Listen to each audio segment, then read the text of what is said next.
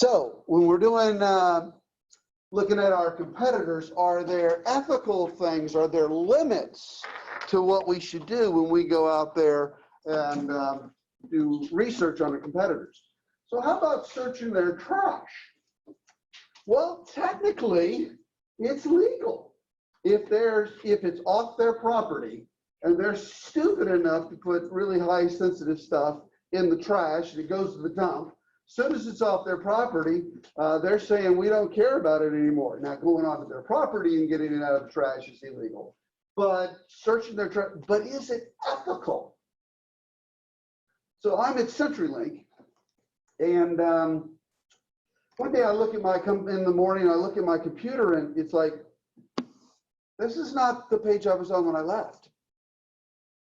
So the next day I paid real close attention, and again, it wasn't what I had left it the day before. So I put up a cam, and it was the house cleaning lady who was a paid employee of Alltel, who Alltel was trying a hostile takeover on us. So they'd hired a person to come in, and she was going in and searching through my computer and searching through my trash and my files. And there are limits to understanding the competitors. One time, I asked Mark Wallace, Mark, how much is the cable company charging for cable modems in La Crosse? And he said, I don't know, let me go find out. Comes back and he says, it's this much. And I said, how'd you know? And he said, well, I looked in the phone book and I got a name of somebody and an address, and I called him up and said, hey, I'm this person, and how much would it cost to install it? And I said, Mark, if you ever think I asked you to lie to get your job done, you misunderstood me. Now, if you call them up and they're stupid enough just to tell you over the phone, then that's great. But don't lie. We don't cross ethical lines here, right? So how about asking your customer, right? So we go in there and well, how many of you, if you work for AT&T and Verizon called you up and they wanted to hire you and they were going to pay you 15% more, how many would go, or at least consider going? Is that ethical? Actually, it is ethical for them to hire you for your industry knowledge, but not for your internal AT&T knowledge. When I left AT&T, my boss called me into her office and she said, the lawyers asked me to read this letter to you. And it said, you know, a proprietary restricted information about AT&T strategy and how they're going to defeat Bell South, and you're going to go work for Bell South. If you tell Bell South the stuff that you know about AT&T, we will sue you. We will, and it said, we will take your house. We will garnish your wages. We will, I don't think, but it may have said we will sue you to the eyeballs, but I'm not sure about that. But I got the message. I was not going to tell him any of AT&T's secret stuff. That was unethical, and now I was going to be in trouble if I did that. But Bell South hired me, yeah. You got sent to other companies, did they ask you about AT&T? Actually, so what happened is I'd been there a week, and I got a call from the competitive intelligence group. And they said, hey, Joe, they brought me into this meeting, and they said, we know you know all of AT&T secrets. And we want to beat them in the marketplace, but don't tell us any of the secrets. But what we want you to tell us is the stuff they've announced, because we may have missed something that they announced. And so we want to make sure that we really learned everything that they've already talked about, but don't tell us anything secret. And I thought, yes, I went to an ethical company. Yeah. But there are a lot of companies, especially if you're a salesperson, they'll hire you so that you bring your contact list with you, which is unethical. Right? So there are all sorts of things you can do. You can ask friends who are in other companies. One time, we invented this thing for my frame relay product, and it was really, really innovative, and it was industry setting. And So one of my vendors calls me, says, Joe, congratulations on this new product you got. This is really cool. How are you technically doing this? And I said, who asked you to call? MCI or Sprint? Sprint. And I said, well, clearly I'm not going to tell you. And don't ever call me again. Because if you're working against me with my competitors, I'm not buying anything again from you, ever. I mean, he was trying to find out our secret information and tell it to our competitors. I mean, these guys, they're out to get you, and we have to be aware of the things we do. Now, I can't tell you all the different violations that can be done, but you have to be aware that there's a line, and you don't want to cross the line. You want to be ethical in all that you do. Okay, now we go to topic of today, which is branding. The brand is really, it's living in all of our customers, and it's bringing back all those memories is what the brand is all about. As we were designing the stores, we went back in our archives just to pull out all the fun clip art and things that we could pull from to bring our heritage into our current stores. And there was so much to choose from that we narrowed the groupings to 3 different directions. Signs, lines, and POS designs were the 3 categories. POS is point of sale. There's so many great signs from our past, and in many of the markets we had very creative signs, not all of them exactly the same. And so we put them all together in this wallpaper. This one here reflects one from the 60s, and it shows, in quotes, cool coffee bar. That's right when we got into the coffee program. Lines have been something from the early days. This one on the top is over in Greensboro, North Carolina, actually. That dates back to the early 50s. We still see this line happening today. And then the POS designs are images like this poster here that showed up in original art and posters and clip art for programs and that type of thing. So we basically just went back to our heritage, into the old Krispy Kreme news and our archives, and pulled all these great designs out and brought them to life for today's stores. Good morning. Good morning. We're smiling. The one thing I just want to emphasize is in concept development, beyond the way the store looks, we're very concerned about the way the store operates. Hey, what do you guys think of the seating count? We're starting to get into the 33 range in the small plan. I think that's appropriate. It almost looks like that vestibule is huge. The vestibule in the front. Yeah. Could we, I mean, that might be a way to get a little more seating in there. Like any large, I think we could squeeze that and get a little bit more in. You're right. Yeah. We do a lot of studies of customer flow and understand, you know, all the points that the customer is going to interact with and what's important when. And to ensure that we're going to give the best customer service, we're going to get them through the flow in a way that they feel like they've, you know, didn't have to wait, that they had a great experience once at the point of interacting with our employee, that we've done the best job we can of delivering, you know, quality all the way through. And so flow, as we think about adding products to Krispy Kreme, just this last year we added our whole expanded beverage program. There's a lot of thought given to, okay, how do we get our donut customer through and not hold up a customer that might want to get a beverage. So there's a lot of thought given to bringing customers through the experience to ensure that we're going to give the quality to every customer.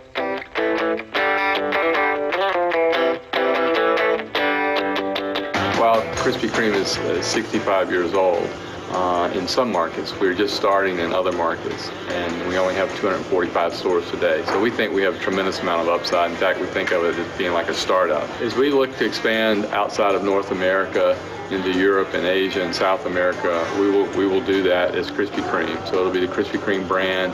Our plan is to go into these markets with the same business model and the same brand strategy that served us so well here in the United States, and to adapt as we need to fit the local market needs. We continually, every day, look to do things better, finding new ways, such as the store design, improving the product, coffee. So if it has a life cycle, I think it's more than 65 years. So what is a brand? So a brand is what the company stands for. It's the promise that the company makes to the customer. So this is, when you buy our product, this is what you get every single time. So you walk into McDonald's and you order a hamburger, it doesn't matter if you're in New York City, in San Francisco, or in Dallas, it is exactly the same.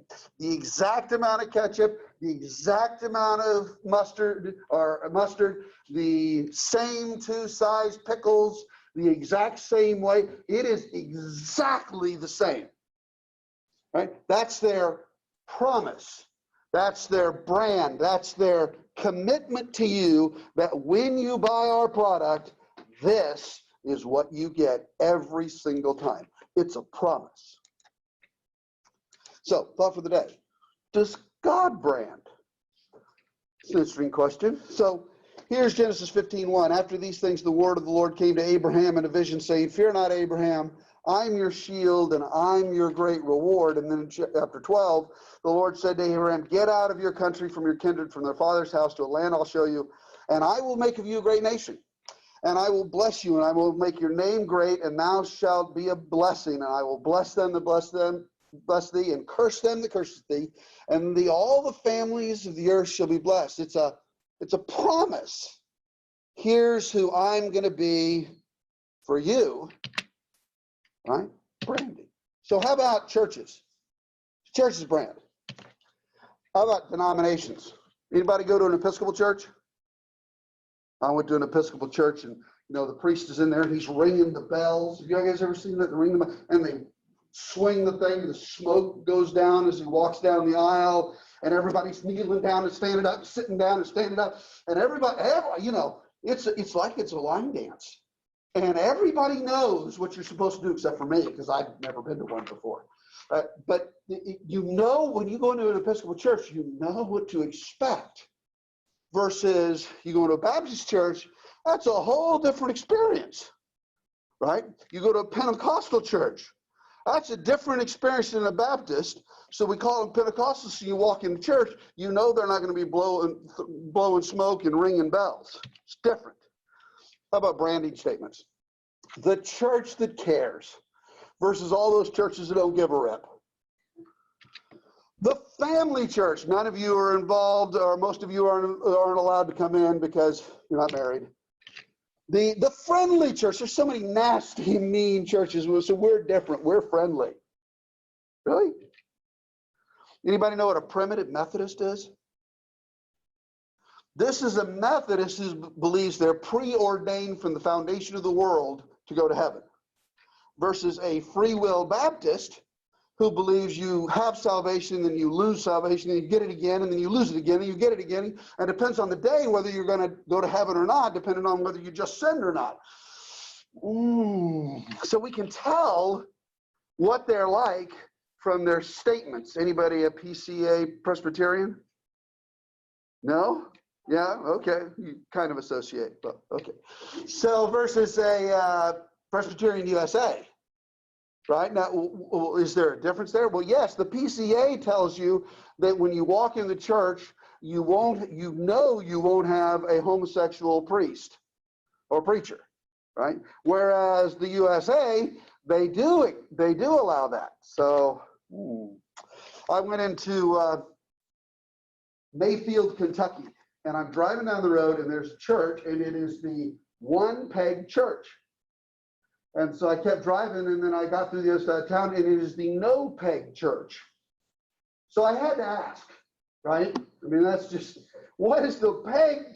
The story is that in the 1800s, there was this preacher who rode from town to town, and one of the deacons in the church, they only had one church in town, so one of the deacons put a peg up so that the preacher could put his coat on the peg when he got there. And the other deacon, there were two deacons, the other deacon said, "Well, what are you doing putting a peg up when it wasn't discussed with me?" And the church split in half and created two different churches, and they called themselves the One Peg and the No Peg Church.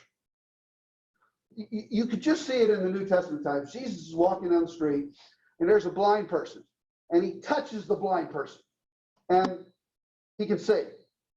Another day, he's walking down the street, there's a blind person, and he touches him, and the guy says, I can see men walking around like they're trees. And Jesus touches him again, and he can see perfectly.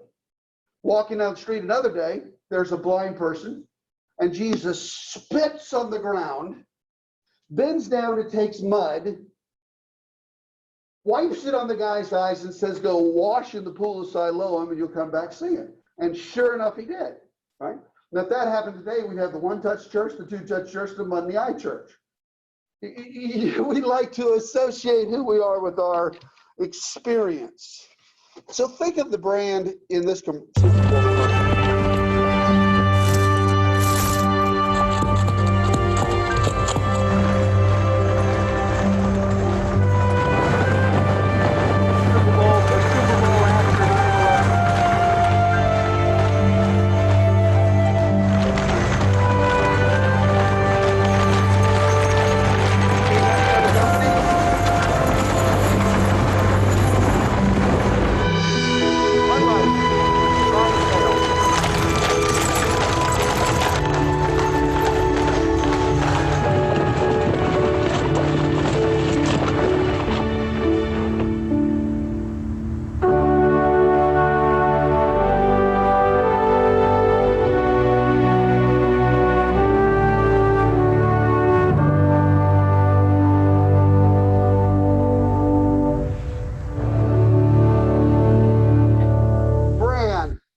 Interesting thing, I would suggest to you that's not a commercial about branding.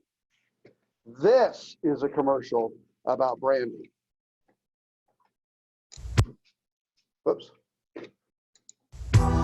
Adolphus Busch started making Budweiser 125 years ago. He purposely brewed Budweiser as a smooth, refreshing, premium lager. 5 generations later, we couldn't be more proud to be America's favorite beer. Let me pour one. This Bud's for you. And you and you and you.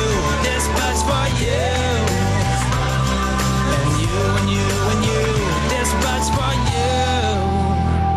you. So the first commercial is a PR commercial to try to get you to like Budweiser because they're acknowledging the tragedy that New York had. But this one is talking about 125 years we've given you the same beer. We're consistent, and our promise is when you open a Bud, it tastes like this, right? Now, before Budweiser became the nation's #1 beer, Schlitz malt liquor was #1 beer.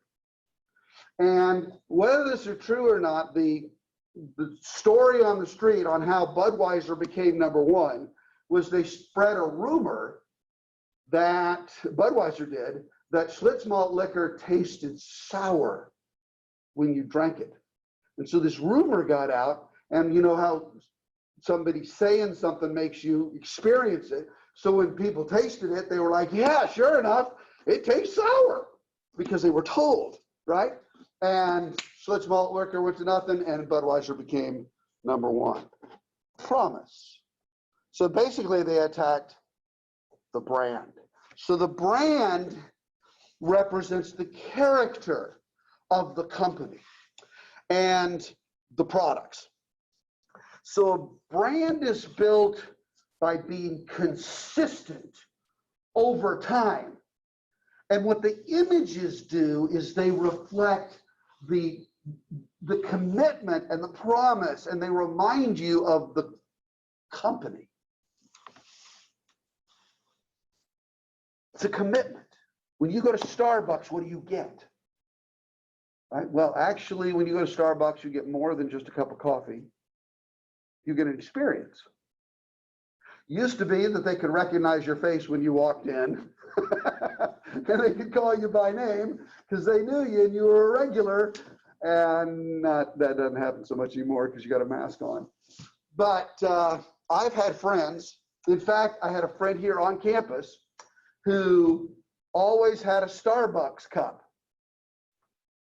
But the truth is, it was the same Starbucks cup, I figured out, and they were filling it with coffee from home and putting it in a Starbucks cup so that people would think they were paying for Starbucks. The image, right? So a brand is built by consistent stuff day by day.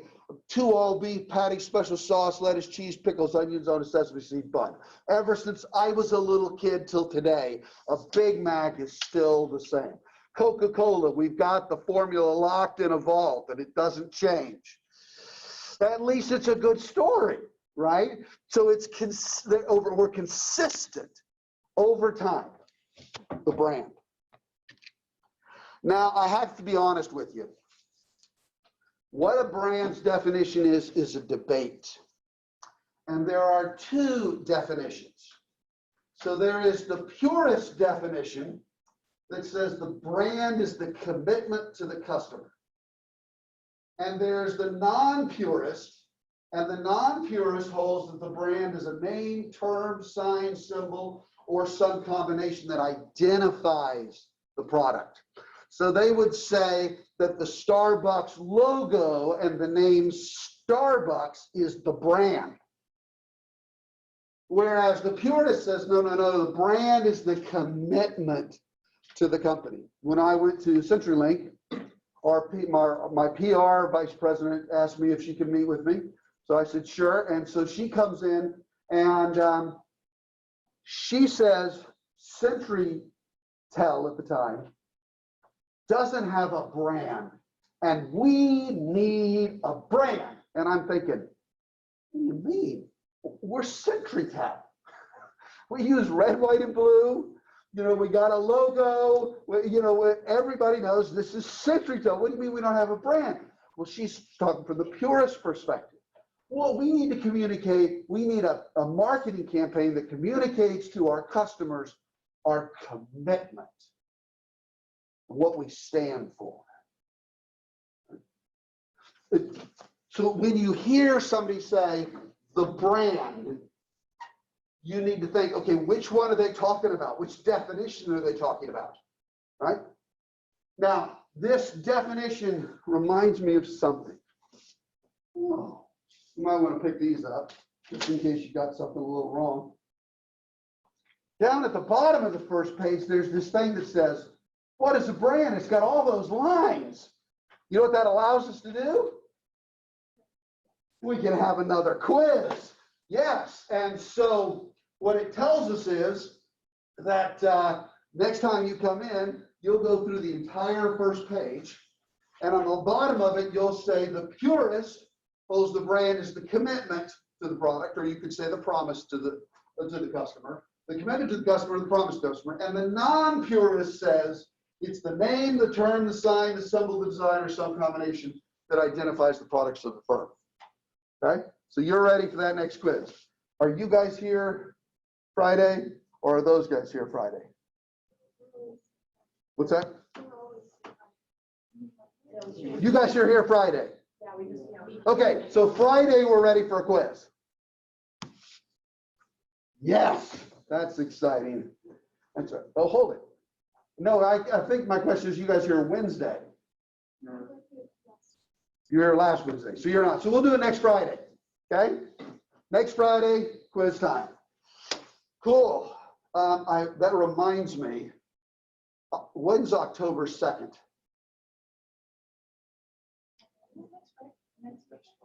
Then we won't be doing it next Friday, because next Friday there are no classes. It's graduation. And the school canceled classes for the day. So, the next time we meet, we'll have a quiz, whenever that is, and I don't know when it is. I'm totally confused when you guys are going to be here again, but we'll have a quiz next time you're here. That goes for you guys out there too. So, Pillsbury. It was Valentine's Day, and I wanted to, I try to trick my wife several times a year. I tricked her into marrying me. And so a couple times a year, and Valentine's Day is always the day I try to trick her into thinking this was actually a good deal. So this one Valentine's Day, I decided I'm gonna really go all out. So I got the rose petals and I put them from the door and I let it down to the basement. And then the basement, I fixed it up to where it was, you know, candles and hearts and all sorts of stuff like that. And I went to the grocery store and I said, hey, I want some really thick filet mignons. And so the guy cut for me filet mignons that were that thick. They were about that big and about that thick. And he told me which bacon to buy. You know, there was some special bacon that would make these even better. So I did that. He told me to put three things of bacon around it. So I did that. And so I made potatoes and all this kind of stuff. Well, while I'm walking around the grocery store, I saw these. And I thought, I could do that. You know, I'm not a French chef. You know, I can't do pastries, but I can do this because all you have to do is cut it, put it in the oven and set the timer. I have to set the timer or it's no good. And then I got these cookies with hearts in them. And I know that I'm going to like those cookies. Now, how do I know I'm going to like those cookies? They come from Pillsbury, and Pillsbury made me a promise. If it says Pillsbury, they promise me I like it. They promise me that it's in the 3 food groups, salt, sugar, and lard. And I like them. And so I made these cookies. And so I have this, you know, Jill walks in, you know, and she's, oh, and, you know, there's this plate of these cookies with hearts on them that I made. And, you know, she looks at this and thinks, oh, I made a good decision getting this guy. Now, the next day she goes back to reality and it's like, oh, too bad. What a mistake I made. But anyway, that day I had her. And, and the best thing is, you know who ate the cookies? I did. She wasn't going to eat one of those cookies. You know, the weight and all that stuff. And so I got all the salt and sugar. And it was great. And I loved them. And I knew I would. Because they were Pillsbury. And they've made a commitment to me. They've made a promise to me. They have a brand that I believe in. So there are all sorts of different kinds of brands you need to know. So there's a manufacturer's brand. So this is the manufacturer makes a product, and this is their named product. When I was at American Tea and Coffee Company, we made Big Chief peanut butter. That was our brand. Okay. We also had made peanut butter for other companies. So if you've ever had Laura Lynn peanut butter, or Staff peanut butter from Bruno's, or Big K peanut butter from Kroger, my company made it. Yeah. So when you were little kids, you ate my peanut butter. And it was just destiny that we'd meet again. So, but our manufacturer's brand was Big Chief, right? Then there's a private label brand. So we did private label branding for Laura Lynn peanut butter.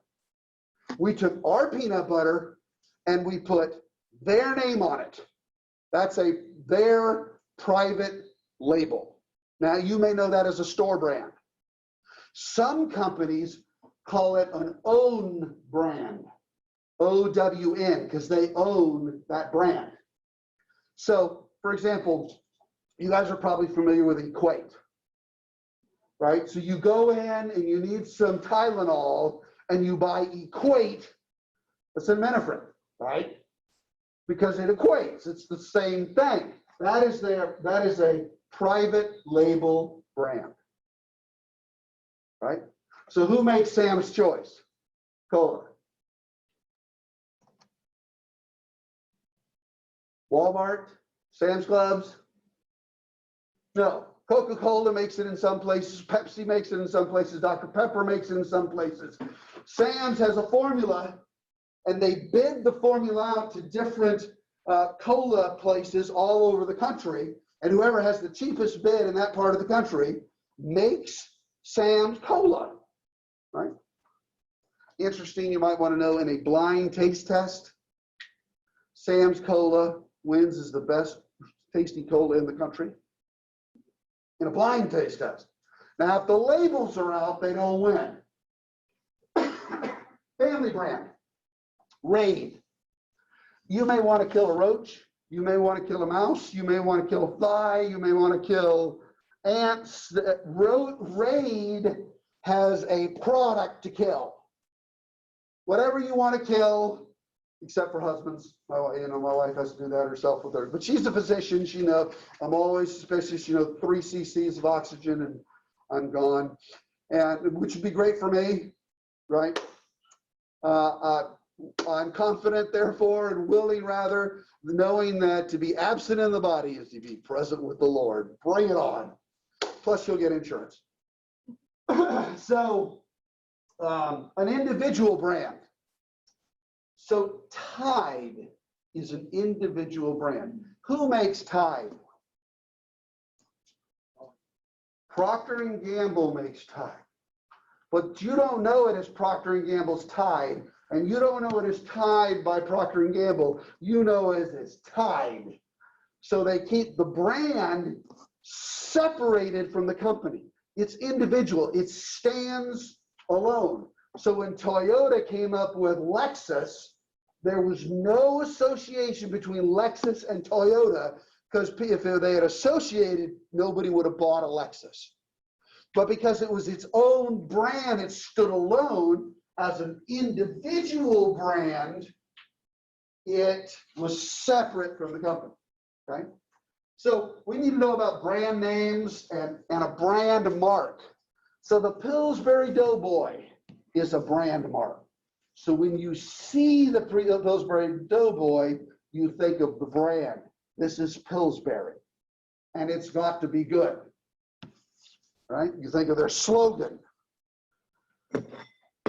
Brands. Notice this. This is what you're going to be quizzed on. You'll be ready for that. So here's Rolex.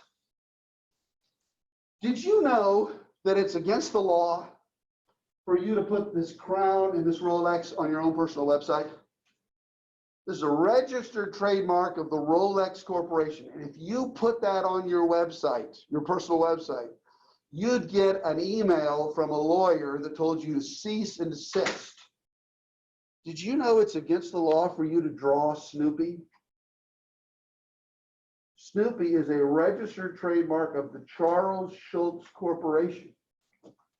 And no one can draw Snoopy except the Charles Schulz Corporation. And it's illegal to do it. So why would that be? Can you imagine what people would do with Snoopy if you could draw it and put it on a t-shirt? No. If Snoopy goes on a t-shirt, you have to pay the Charles Schulz Corporation. I should mention my favorite Snoopy cartoon of all time was Snoopy cocked back like this with a t-shirt that said BMOC, which is Big Man on Campus. And he looks like, well, it looks like he's half dead. And he's going, it's like this. And Snoopy says, I gotta go to class this week because I really need the sleep.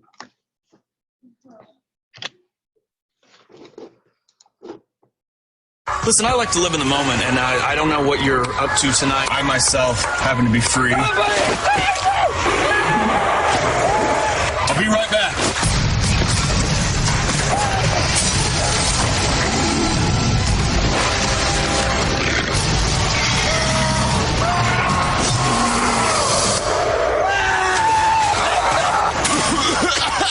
Hey, I gotta take this guy to the hospital.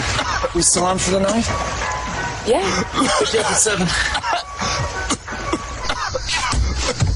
Clear. How'd it go? Took the bait.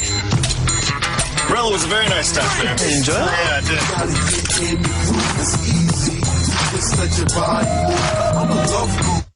So that guy was trying to brand himself, be the hero. So there are 3 steps of branding. There are 3 things that a company wants to achieve by branding. There are three really important things in branding, and the first one, step one, is a brand wants to provide recognition.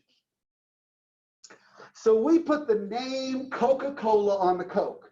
So when you reach for an aluminum can, you don't accidentally get a Pepsi, but it's red and white and it says Coca-Cola, so you know exactly what is inside that can. That's branding. You recognize it. I'm walking down the street, I need cookies, and here are all these things that I can cut up, and I look and I see Pillsbury, and I know that's the one I want. I recognize that that's the one I know will taste good. I recognize the brand. Step two, the second thing that marketers want to achieve by creating a brand is they want brand preference. So Coke or Pepsi, we got some in here that said, I would never touch a Pepsi. I would never touch a Pepsi. Most of us are like, you don't have Coke? No problem, I'll take a Pepsi. Well, actually, for me, if you don't have Pepsi, I will take Coke, but I'd rather have a Pepsi. Right? So the preference, but what they really want, the real desire for a firm is to move you to the third step, the third goal, the third purpose of the brand is the brand leads you to insist that you've got to have that brand. You're not going to wear just a plain shirt. Heavens, it's going to have an Izod or a polo player on there because it's got to be in a brand. Right? A purse? Nah, it needs to say Dolce & Gabbana on it, right? And because we put that on there, it's worth $400 more. And why? I mean, you have identical purses. One says Dolce & Gabbana and one doesn't, and the Dolce & Gabbana is the one that wins. So I go to China. I say to my daughter, you want me to bring you some purses? She says, Dad, you are not going to know purses. And I said, honey, I read the Wall Street Journal. I am current in fashions. See, I tell my wife the new drugs that are coming out. She's a physician. I tell her what she can prescribe tomorrow because I read the Wall Street Journal, and drugs are about money. They're not about helping people. She went into medicine for the wrong reason. She went in to help people. And then she found out what medicine was about. And for the next 26 years, practiced 1 day a week. Took me a lot to get that woman to work. But finally, she's working now for maybe a year, maybe 2 more. Total of 6 years in an entire career, working full time. But you know, here's what I figured. If anybody in the world's going to enjoy their life, it needs to be the person I love the most. Right? And so she wants to do that. How about it, sweetie? Right? So here, you guys get all that? And you wait? Okay. I'll take a coffee break here. Right quick. Remember, my goal is carpal tunnel syndrome. Right quick.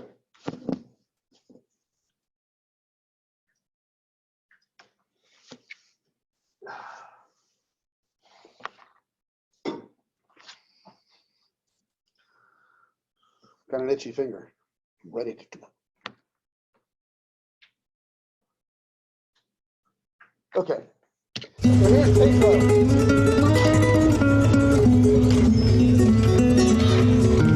hot there. A Coke. What? You need another Coke. So that you can reach the Pepsi button. And then if you leave the folks, that's what we want. We want you to insist upon the product.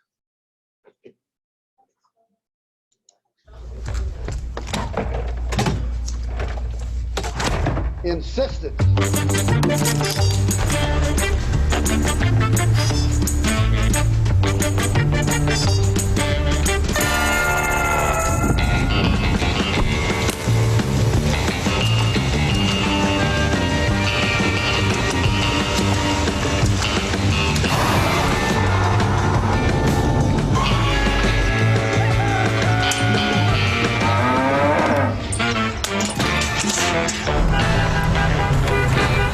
Stop the truck! Stop the truck!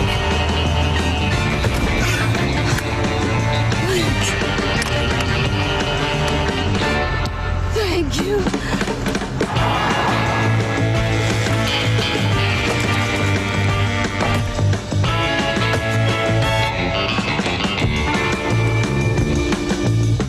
Insistence. So I thought I'd throw something out on slogans. You don't need to write this down, but I thought it's kind of funny. So around $250 billion a year is spent advertising, and the 22 biggest companies spent $100 million just to advertise their slogans. So let's see how well this advertising of slogans work. So how about this one? The stuff of life.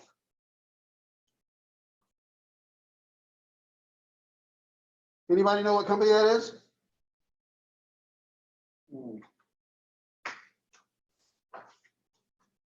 Maybe that's why that company's out of business. How about, that's Kmart. So how about Zoom Zoom? What? Mazda. Zoom Zoom. Now, some of you were like, oh, Mazda. Yes, that's right. Right? You heard the Zoom Zoom, it's like, and then when he said Mazda, it's like, oh yeah. That's the difference between unaided recognition and aided recognition. Now that's something to write down. Aided recognition and unaided recognition. Which one do I want? Unaided recognition. Yes. Okay. So how about this one? Think different. Anybody? You have seen that on so many commercials, and you buy their product all the time.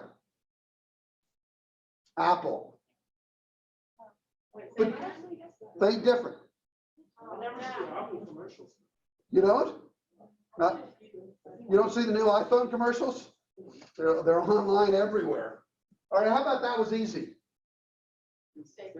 Staples, it's 0%.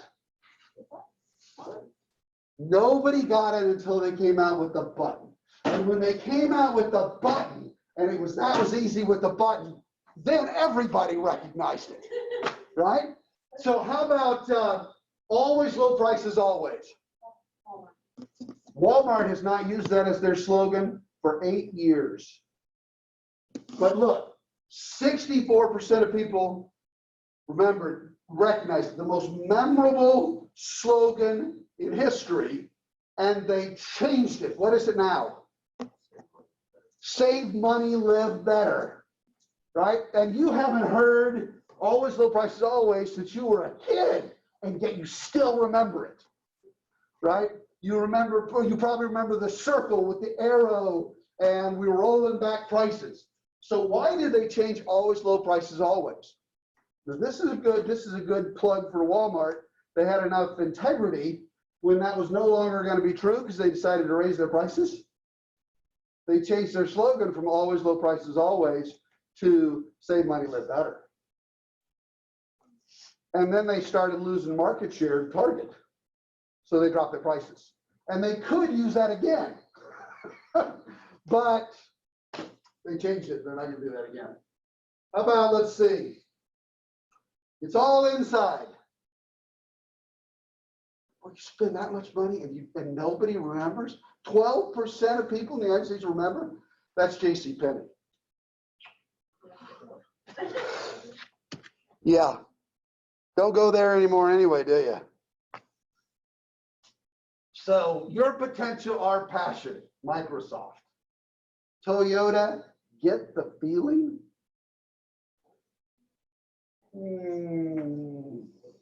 Chrysler, drive and love. No. Let's see. How about this one? This is really good. AT&T. Talk is good. Oh, please. No wonder Verizon's beating them, right? Circuit City, we're with you. 0%. No wonder they went bankrupt. Yeah. Aided and unaided recognition. So here, this is Kellogg's Smart Start to come up with the name to try to get you to recognize the brand, that this one's different. Your thumb within your. Hold on.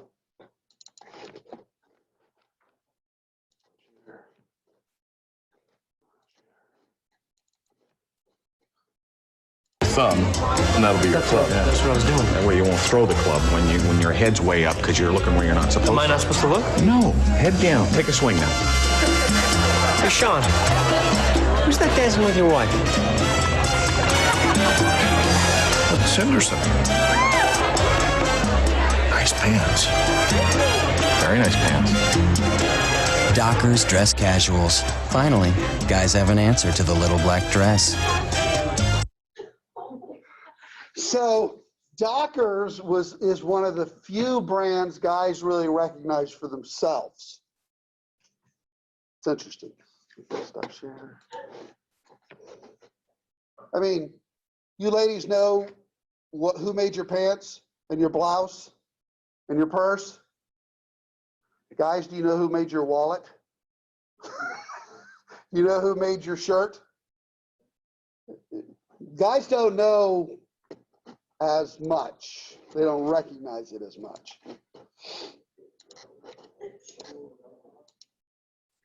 So a generic product, not a generic brand, a generic product.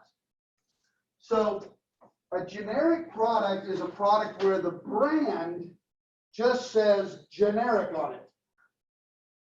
Okay. So one day, a couple weeks after I took over the mustard line at American Tea and Coffee, the batcher put in 50 pounds of turmeric instead of 5.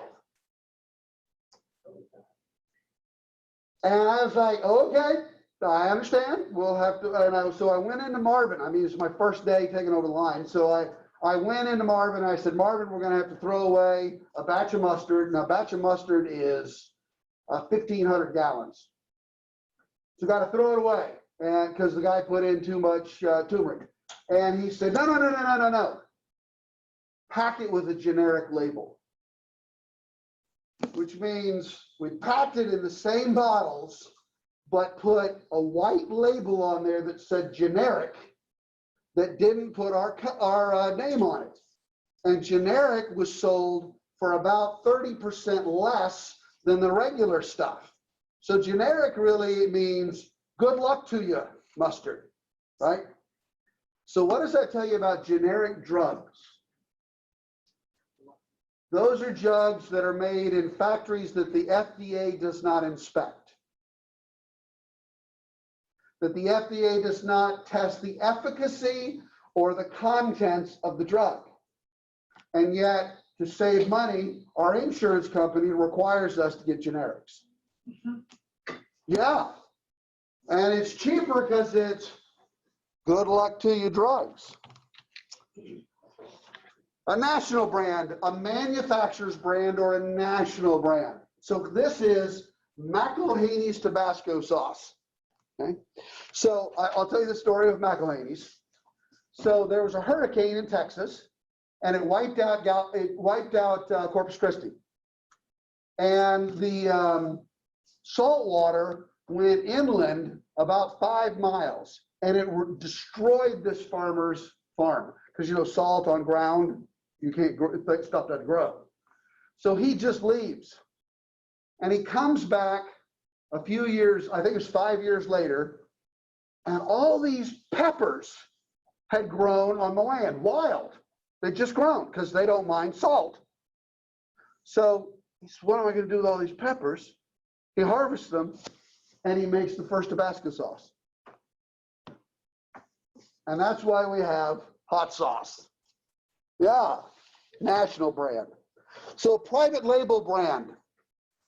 Private label brand is somebody else makes it, and then we put their name on it. So this is Craftsman. And Craftsman you can buy at Sears or Home Depot. And this vacuum is actually made by the the wet vac company. But they put the Craftsman name on it. So for example here, this is Kenmore, which is a private label for Sears. And every single one of these refrigerators is made 3 miles away from us at the Electrolux plant. And they are Electrolux refrigerators, but they put the Kenmore label on it. Right? And people trust Kenmore. Now, until about 3 years ago, it was the #1 brand for appliances in the country. Yes. Yes, that is a private label brand, an own brand, a store brand. But the term that marketers use is private label. So we at American Tea and Coffee Company were private label packers. We packed peanut butter and coffee for other places. And we're going to stop there. You guys have a great day, and I will see you sometime in the future. See you guys. Remember, you guys, quiz next time you're here.